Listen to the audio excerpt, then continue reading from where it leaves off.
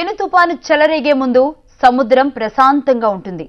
భవంతులను సైతం కుప్పగూల్చే ఓ పెనుగాలి వీచే ముందు ఆకాశం కూడా ప్రశాంతంగానే కనిపిస్తుంది. ఇప్పుడు మన రాజధాని భాగ్యనగర్లో కనిపిస్తున్న ప్రశాంతత అలాంటిదేనా? అవునేమో.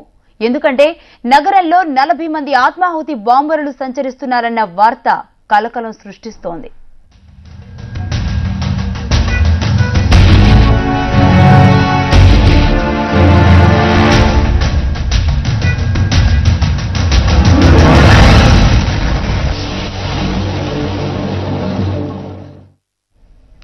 కాల్పులు, పేలుళ్లు, తల్వార్లు, రివాల్వర్లు, ఇంకా AK-47లు ఇవేవి హైదరాబాదీలకు కొత్త కాదు. ఉగ్రవాద ముఠాలు మన మధ్యే నీలి నీడల్లా సంచరిస్తున్నాయని తెలిసిన నాడు కూడా సగటు హైదరాబాదీ కలవరపడలేదు. గోకుల్ చాట్, లుంబిని పార్క్ మారణ హోమపు విషాదాన్ని కూడా తట్టుకున్నారు నగరవాసులు. కానీ మనల్ని మరోసారి కబళించడానికి ఓ 40 మంది ఫిదాయిలు మన మధ్య ఉన్నారన్న వార్త దిగ్భ్రాంతిని కలిగిస్తోంది.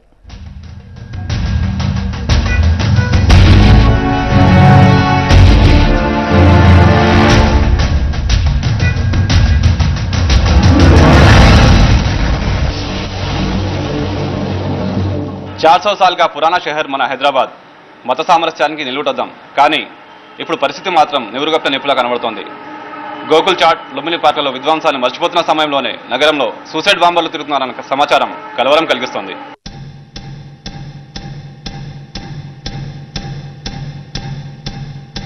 నాలుగు 400 ఏళ్ల హైదరాబాద్ చరిత్రలో గడిచిన 2 దశాబ్దాల్లోనే ఎన్నో పీడకలలాంటి ఘటనలు. ఓసారి మతోన్మాదపు మూకల దాడులైతే మరోసారి ఉగ్రవాద తండాల పేలుళ్లు. తీవ్రవాదులు, వారి సానుభూతి పరులు మన నగరాన్ని ఎప్పుడూ ఏదో రూపంలో కలవర పెడుతూనే ఉన్నారు. తాజాగా ఫిదాయిలు హైదరాబాద్ లో ప్రవేశించారన్న నేపథ్యంలో నగరవాసిని ఆందోళనకు గురిచేసిన ఘటనలు పరిశీలిస్తే 1993లో జలీల్ అన్సారీ గ్రూప్ అబిడ్స్, హుమయూన్ నగర్, గోపాలపురం ప్రాంతాల్లో పేలుళ్లతో సంచలనం సృష్టించింది. 1995లో ఫసీయుద్దీన్ అనే తీవ్రవాది ఓ వర్గం వారిని టార్గెట్ చేసి దాడికి పాల్పడ్డాడు. తర్వాత 98లో సలీం జునేద్ అనే టెర్రరిస్ట్ ను అరెస్ట్ చేసిన పోలీసులు 120 కిలోల RDX ను స్వాధీనం చేసుకోవడంతో మనమెంత ప్రమాదకరమైన పరిస్థితిలో ఉన్నామో తెలిసొచ్చింది. అక్కడితో తీవ్రవాదుల ఆఘాయిత్యాలు ఆగలేదు. సరికదా 1999లో నగరానికే చెందిన దీన్దార్ అంజుమన్ సభ్యులు రాష్ట్రంలోని అనేక చోట్ల పేలుళ్లకు పాల్పడ్డారు. 2002లో దిల్సుఖ్ నగర్లోని సాయిబాబా మందిరం వద్ద బాంబు పేలి ఓ మహిళ మరణించింది. తర్వాత ఏడాది గుజరాత్ హోంమంత్రి హరేన్ పాండ్యన్ హత్య కేసులో హైదరాబాద్ చెందిన అస్గర్ అలీ అరెస్ట్ అయ్యాడు. 2004లో టాస్క్ ఫోర్స్ కార్యాలయాన్ని బంగ్లాదేశ్ చెందిన మానవ బాంబు పేల్చేశాడు. 2005లో ఓడియన్ థియేటర్లో బాంబు పేలింది. ఇవన్నీ ఒక్కైతే మక్కా మసీద్, ఆ తర్వాత గోకుల్ చాట్, లుంబిని పార్కుల్లో పేలుళ్లు హైదరాబాద్ ఇంకెంత మాత్రం సేఫ్ ప్లేస్ కాదని తేల్చేశాయి.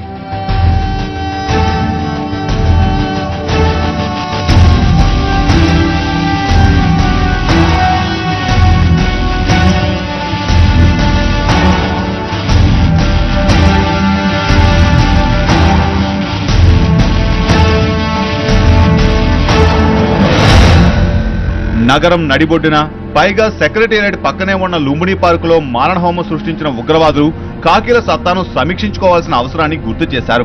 పటిష్టమైన భద్రతా వ్యవస్థ, నిఘా విభాగం, వేల మంది పోలీసులు, వందల సంఖ్యలో ఆఫీసర్లు. అయినా ఇవన్నీ ఎలా జరుగుతున్నాయి? ఒళ్లు గగురు పొడిచే వాస్తవం ఏమిటంటే నగరంలో నిశ్శబ్దంగా పనిచేసుకుపోతున్న ISS స్లీపర్ సెల్స్. మన కాకీలు 100 మందిని అరెస్ట్ చేసినా స్లీపర్ సెల్స్ ను మాత్రం కనిపెట్టలేకపోతున్నారు.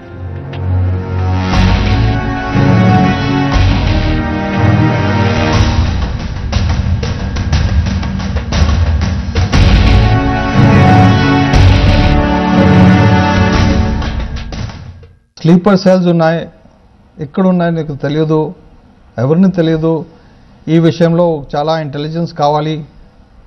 And the idea in all this, any kind of situation dealing with security is, మీరు think in advance what can happen, and then you will get, you see, ideas how to find out what is the source that can cause this thing. We have to work backwards to really, if we want to preempt or prevent a security breach taking place, a terrorist attack taking place. That is how we have to do. I hope there is a think tank doing all this. If not, one can always be taken by surprise. నిఘా విభాగం హెచ్చరికలు జారీ చేస్తూనే ఉంది. Police boss Mahanti మాత్రం no problem అంటూ light తీసుకుంటున్నారు.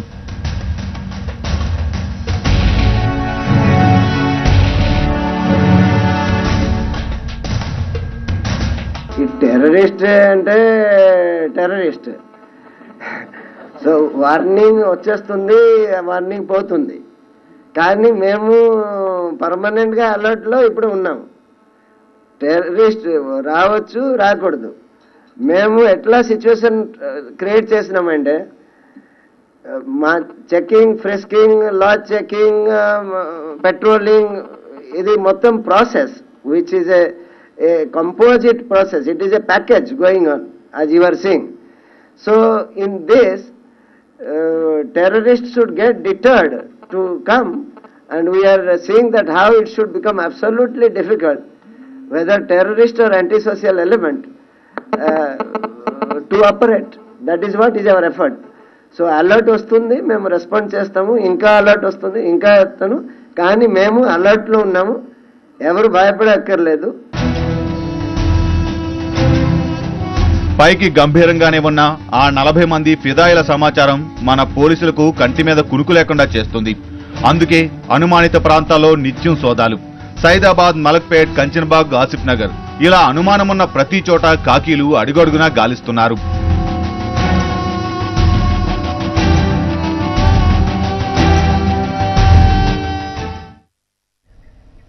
G స్పెషల్లో ఇప్పుడు షార్ట్ బ్రేక్.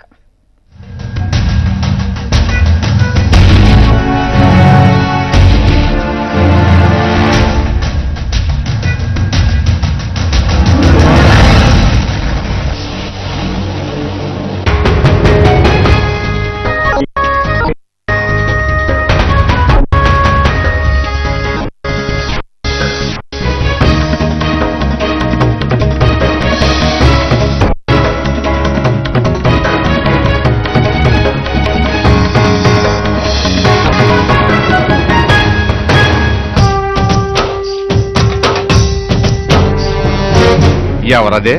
మన యాంకర్లా ఉంది. గెట్టపోయింది, అరుంధతిలో ఉందే. అసలు స్టోరీ ఏంటో ఈ రోజు రాత్రి 11:30 గంటలకు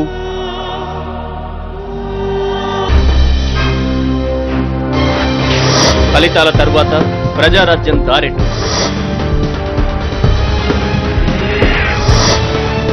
రాత్రి 10 గంటలకు బ్రేక్ స్టోరీలో.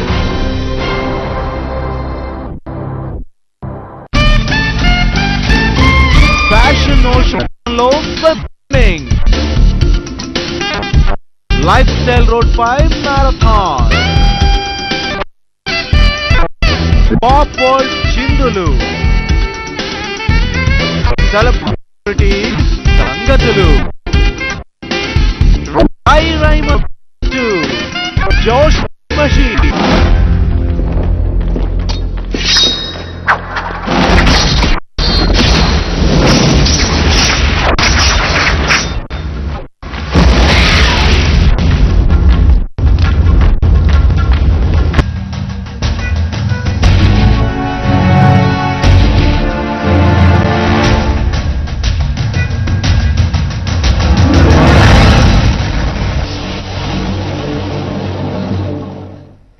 Back to Zee special.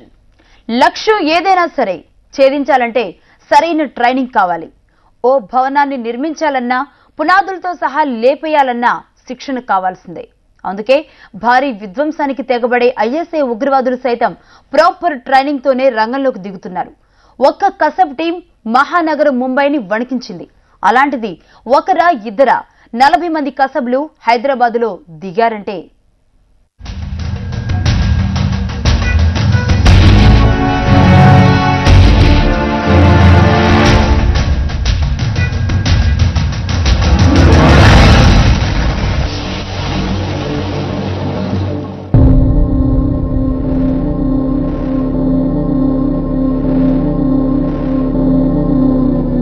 Ajmal Aamir Kasab ముంబైలో విధ్వంసం సృష్టించిన పాకిస్తానీ ఉగ్రవాది. అలాంటి వాళ్ళు ఇప్పుడు నగరంలో 40 మంది. వీళ్లంతా హైకమాండ్ ఆదేశాల కోసమే ఎదురు చూస్తున్నారు. ఒక్కసారి బాస్ నుంచి ఖతం కరో అనే కమాండ్ వచ్చిందే ఆలస్యం, జిహాద్ అంటూ రంగంలోకి దూకేస్తారు. పాకిస్తాన్ లో శిక్షణ పొందిన ఈ బృందం ఏ క్షణాన్నైనా నగరంపై విరుచుకుపడేందుకు సిద్ధంగా ఉన్నట్టు కేంద్ర నిఘా విభాగం హెచ్చరించింది.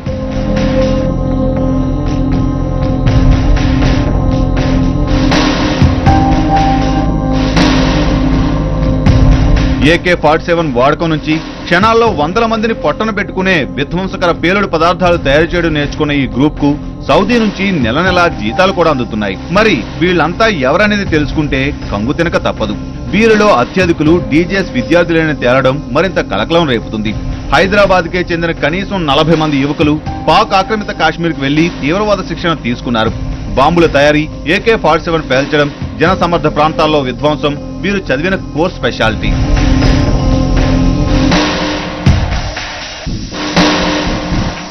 అంతేనా, పొరపాటున కాకీలకు పట్టుబడ్డా నోరు విప్పకుండా ఉండేందుకు వీరికి ప్రత్యేక శిక్షణ ఇచ్చారట. అక్కడ పని కాగానే ఇక్కడికి ఒక్కొక్కరుగా వచ్చి చేరినట్టు హైకమాండ్ ఆదేశాల కోసం ఎదురు చూస్తున్నట్టు సమాచారం. ఈ ఫిదాయిల్లో కొంతమంది స్లీపర్ సెల్స్ గా మారిపోగా మరికొందరు ధార్మిక సంస్థల ముసుగుల్లో అదను కోసం ఎదురు చూస్తున్నారు. యువకులను పోగేసి జిహాదీ పాఠాలు నేర్పుతున్నారు. ఇదంతా చేస్తున్నందుకు వీళ్లకు నెల నెలా జీతాలు కూడా అందుతున్నాయి. జిహాదీల నెట్వర్క్ కూడా తక్కువేం కాదు. రెగ్యులర్ గా మీటింగ్స్ పెట్టుకుని సమాచార మార్పిడి కూడా చేసుకుంటున్నారు. హైదరాబాద్ లో టెర్రరిస్టుల కదలికలపై తమకు సమాచారం ఉందని నగర పోలీస్ కమిషనర్ ప్రసాదరావు ధృవీకరించారు కూడా. ఎక్కడన్నా చిన్న గ్రూప్స్ గా కూర్చొని వాళ్ళు ఎవరైనా డిస్కస్ చేస్తే దట్ ఈస్ ద థింగ్. అది కూడా అలాంటి విషయాలు కూడా తెలుసుకోవడానికి ప్రయత్నిస్తాం. స్లీపర్ సెల్స్ పై మీకు అంచనా ఉందా? ఎంతమంది ఉంటారు? స్లీపర్ సెల్స్ అనేది అంటే కొంతమంది ఉన్నారనే అవగాహన ఉంది. బట్ అందరూ యాక్టివ్గా ఉంటారు లేకపోతే అందరూ అఫెన్సెస్ పాల్పడతారని లేదు. బట్ వాళ్ళ కార్యక్రమాల మీద నిఘా అయితే పెడుతూ ఉన్నాం అన్నమాట.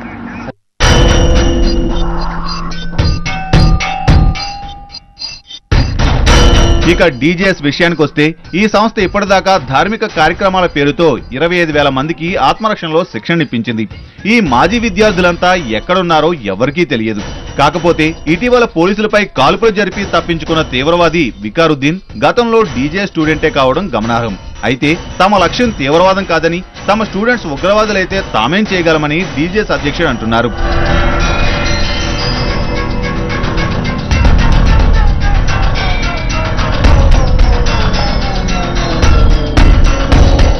और बाहर गया हुआ है मक्का मस्जिद की ब्लास्ट के बाद पुलिस को मालूम और मुझे भी मालूम, और ऐसे कई लोग हैं जो हैदराबाद में इंडिया में नहीं है, पुलिस को मालूम, पुलिस के पास लिस्ट है और मेरे पास भी मालूम है. हाँ, मीडिया तक बात नहीं आई वो अलग बात है, बात आ गई चन्नामा ऐसी एक्टिविटीज तो रहते हैं. अगर हमारे पास से भी एक आध आदमी ऐसा निकला तो हम अपने साथ रखते नहीं ऐसे लोगों को, और उसको जो कानूनी तौर पर जो भी मुल्क की गद्दारी में उस पर इल्जाम लगा के केस चलाए तो हम उससे इत्तेफाक करते हैं.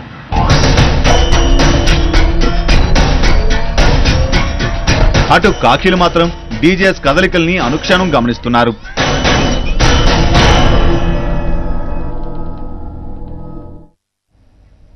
కాలు తీసి కాలు కదపాలంటే డబ్బు కావాలి.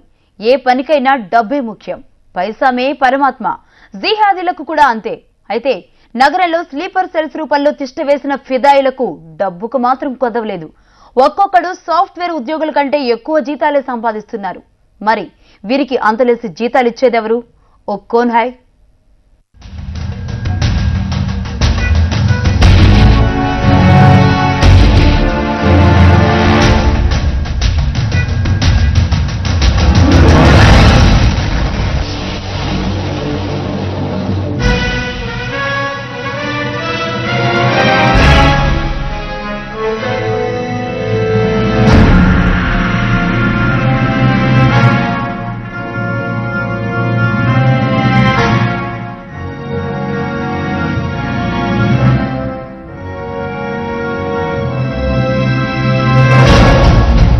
ఉగ్రవాదుల ఫండింగ్ కు సంబంధించి హైదరాబాద్ పోలీసులకు కీలక సమాచారమే దొరికింది.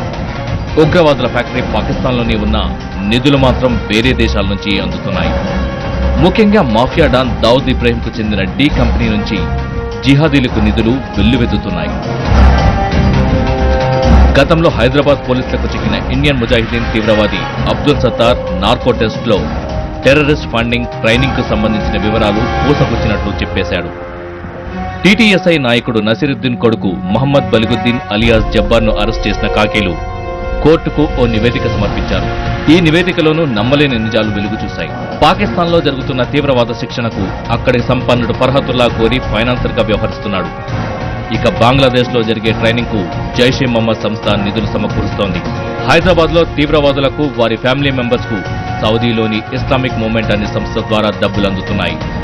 అలాగే వరల్డ్ ఇస్లామిక్ స్టూడెంట్ ఆర్గనైజేషన్ అనే సంస్థ రియాద్ కేంద్రంగా టెర్రరిస్టులకు నిధులు ఏర్పాటు చేస్తోంది.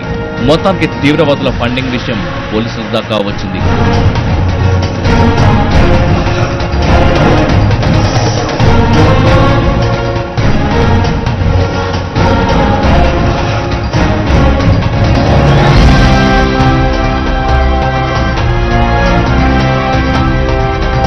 రెగ్యులర్ ఛానల్స్ వస్తే తెలిసిపోతూ ఉంటుంది. బట్ ఆఫ్ ద రికార్డ్ ఛానల్స్లో అంటే దెన్ అవి ఇన్ఫర్మేషన్ బట్టి ఉంటుందన్నమాట మేము ఎట్లా స్పందించేది. ఒక్కోసారి హవాలాలో రావచ్చు, ఒక్కోసారి సీజర్స్ జరుగుతూ ఉంటాయి, హుండీ అని చేస్తూ ఉంటారు. సో ఇవన్నీ దీనికి సంబంధించి కూడా చెప్పలేము. రకరకాల ట్రాన్సాక్షన్స్ ఉండొచ్చు. విదేశీయులపై నిఘా అది వేరే ఇంటెలిజెన్స్ వర్గాలకు చూస్తూ ఉంటారు. ఇక ఉగ్రవాదుల ఫండింగ్ కి సంబంధించి మరో భయంకర కోణం కూడా ఉంది. పనిలో పనిగా దేశంలోకి నకిలీ కరెన్సీ సప్లై చేయడం కూడా జిహాదీలో భాగమే. గతంలో చాంద్రాయన్గుట్ట సమీపంలో పోలీసులు కోట్ల రూపాయల నకిలీ కరెన్సీని స్వాధీనం చేసుకున్నారు. ఇది టెర్రరిస్టుల పనేనని తేలింది. నగరంలో వివిధ ఉద్యోగాల్లో స్థిరపడి తమ పనులు చక్కబెట్టుకుంటున్నట్లు నిఘా వర్గాల అనుమానం.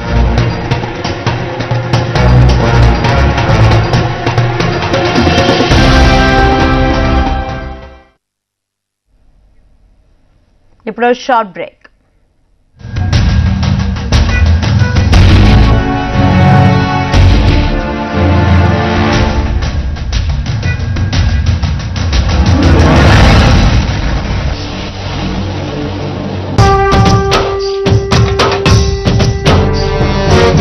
ఎవరదే?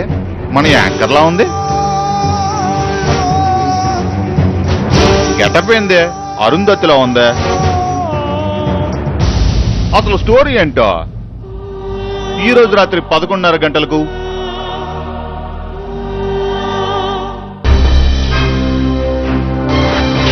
ఫలితాల తరువాత ప్రజారాజ్యం దారెట్టు.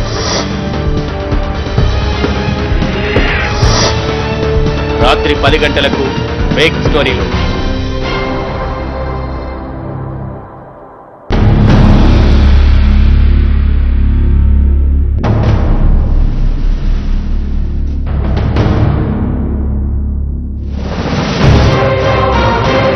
నేను మీకు అందిస్తాను ప్రతిరోజు ఇండియా 24 గంటలు. ఇండియా 24 గంటలు మీకు సమర్పిస్తున్న వారు సువర్ణ భూమి, తరతరాలకు చెరగని చిరునామా.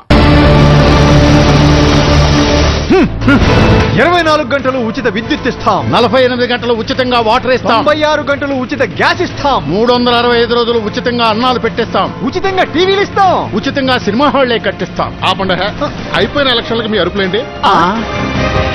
ఈసారి పెత్తనం నాది కాదు, నాదే. ఈసారి ప్రెసిడెంట్ నేను కాదు, నేనే. 4 రోజులు ఆగండి, అంతా పైవాడే తెలుస్తాడు.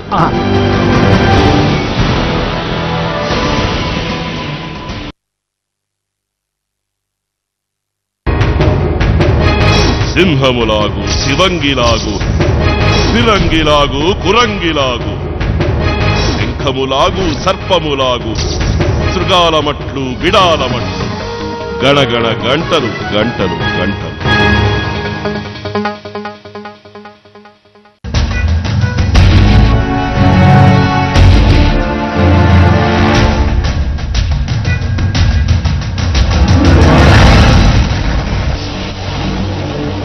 Back to Zee special. గోరు చుట్టు మీద రోకటి పోటు. హైదరాబాద్లో ఉగ్రవాద దుశ్చర్య ఏదైనా జరగగానే ఓల్డ్ సిటీలో కలకలం. స్లీపర్ సెల్స్ ఉన్నారనే అనుమానంతో సోదాలు, స్థానిక ముస్లింలకు తీవ్ర ఇబ్బందులు. అయితే ఉగ్రవాదుల వేటలో కాస్త సహకరిస్తే దాన్ని నిర్మూలించడం పెద్ద కష్టమేమీ కాదని ఖాకీలు మైనార్టీలను సముదాయిస్తున్నారు.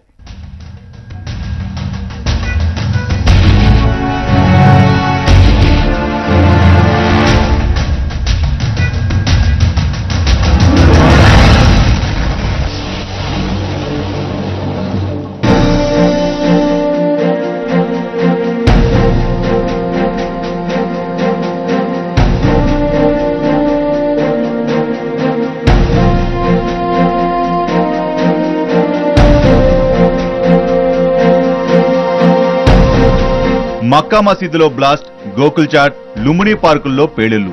ఆ తర్వాత రాజధానిలో ముస్లిం సమాజం తీవ్ర ఒడిదుడుకులు ఎదుర్కొంది. రాత్రికి రాత్రి అనేక ఇళ్లపై దాడులు నిర్వహించిన పోలీసులు వందల మందిని అదుపులోకి తీసుకుని విచారించారు.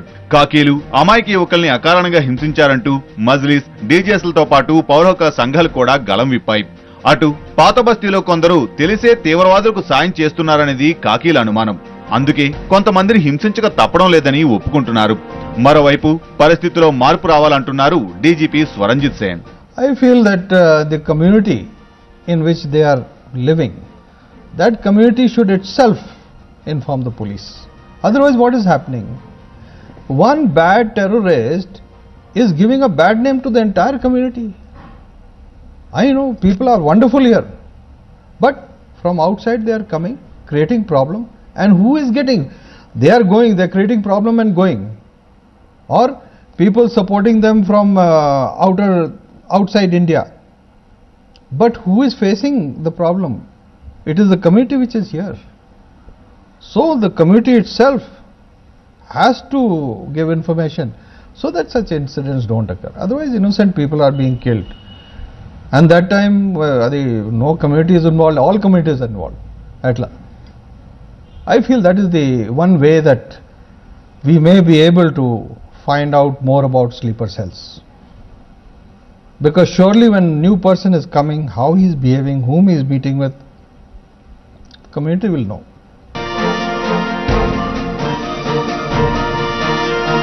పాత బస్తీలో తీవ్రవాదంపై నిఘాకు ప్రత్యేక విభాగం అవసరమని మాజీ డీజీపీ సూచిస్తున్నారు. స్థానిక ముస్లిం సమాజంలోనూ టెర్రరిజంపై వ్యతిరేకత పెరుగుతోంది. పాకిస్తాన్ కుట్రల కారణంగా తమ జీవితాలు నాశనం అవుతున్నాయని ముస్లింలు ఆందోళన వ్యక్తం చేస్తున్నారు. ये बात मालूम हुई कि हैदराबाद में फिर हमारे मुस्लिम नौजवान को ISI के हवाले से गिरफ्तार करने की कोशिश की गई है।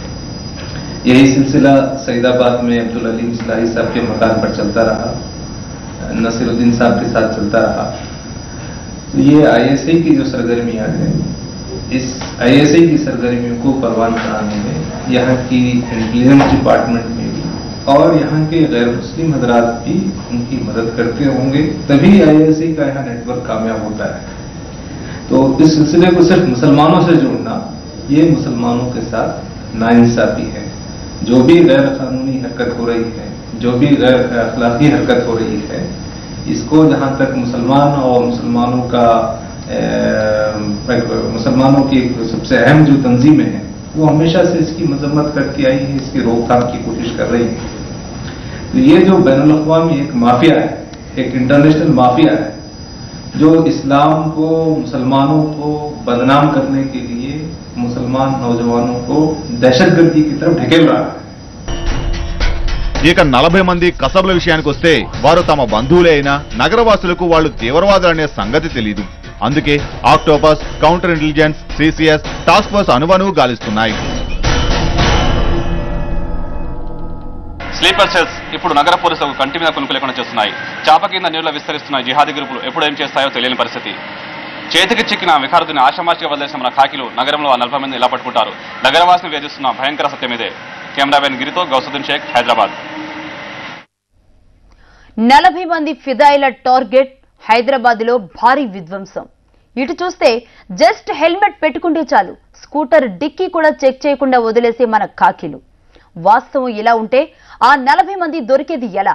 Be alert everybody. ఏమో మీ పక్కన చాయ్ తాగుతున్న వ్యక్తి మరో కసబ్బై ఉండొచ్చేమో. Be careful. ఓకే, మరో జీ స్పెషల్ తో మళ్ళీ కలుసుకుందాం.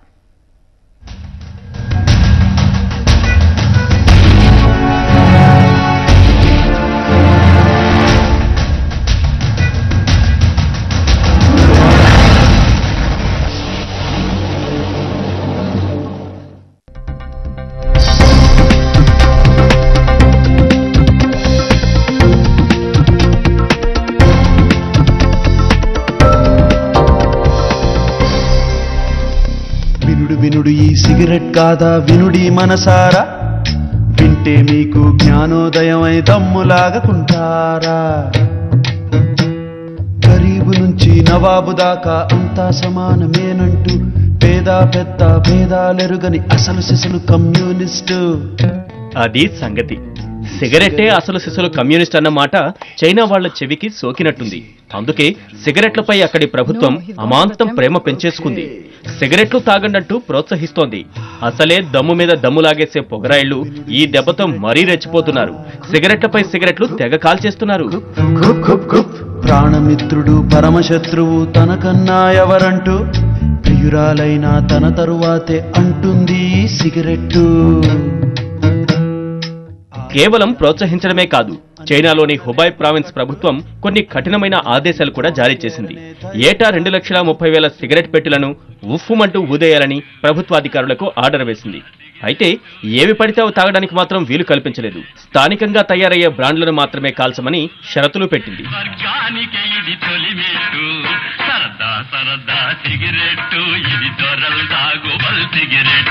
ప్రపంచంలో అత్యధికంగా పొగరాయిళ్లున్న దేశం చైనానే. ఇప్పటికే 35 కోట్ల మంది పొగ తాగుతారు. వీరిలో రకరకాల వ్యాధులతో ఏటా 10 లక్షల మందికి పైగానే చనిపోతున్నారు. అయినా అక్కడి హుబాయ్ ప్రావిన్స్ ప్రభుత్వం ఈ నిర్ణయం తీసుకోవడానికి పెద్ద కారణమే ఉంది. ఇతర ప్రాంతాల నుంచి వస్తున్న బ్రాండ్లతో స్థానిక బ్రాండ్లు పోటీ పడలేకపోతున్నాయట. అమ్మకాలు తగ్గిపోవడంతో వాటిని పెంచడానికి ప్రభుత్వం వినూత్నంగా ఈ మార్గాన్ని ఎంచుకుంది. స్థానిక పరిశ్రమలకు ఊతమందించడంతో పాటు పన్ను రూపంలోనూ పెద్ద మొత్తమే వస్తుందన్నది అక్కడి అధికారుల అంచనా. అందుకే ప్రభుత్వ అధికారులంతా విధిగా స్థానిక సిగరెట్లను తాగాలని ఆదేశాలిచ్చారు. ఒకవేళ ఎవరైనా ఉల్లంఘించినా టార్గెట్ను పూర్తి చేయకపోయినా ఫైన్ విధిస్తామంటున్నారు.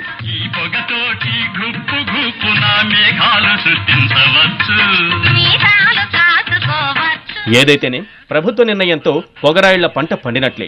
దమ్ము కొట్టడానికి కంపెనీ టైం ఇవ్వట్లేదని తోటి ఉద్యోగులపై విసుకునే వారికి ఇప్పుడు రిలీఫ్. హాయిగా ఆఫీసులోనే కూర్చొని రింగులుగా పొగను వదలొచ్చు. ఆరోగ్య సంస్థలు మాత్రం ప్రభుత్వ ఆదేశాలపై విరుచుకు పడుతున్నాయి.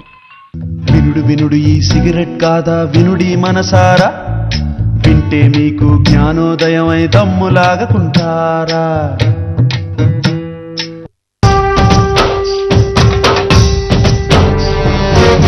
ఎవరదే?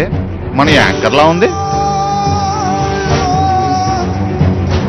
గెటప్ ఏందే? అరుంధతిలో ఉందే.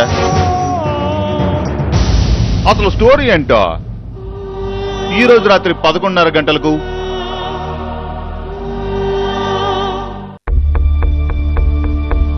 టార్గెట్ ఎంసెట్. కెమిస్ట్రీలో టాప్ స్కోర్ సాధించడం ఎలా? మధ్యాహ్నం 3 గంటల నుంచి 4 గంటల దాకా మీ C24 గంటల్లో. ఫలితాల తరువాత ప్రజారాజ్యం దారెట్టు.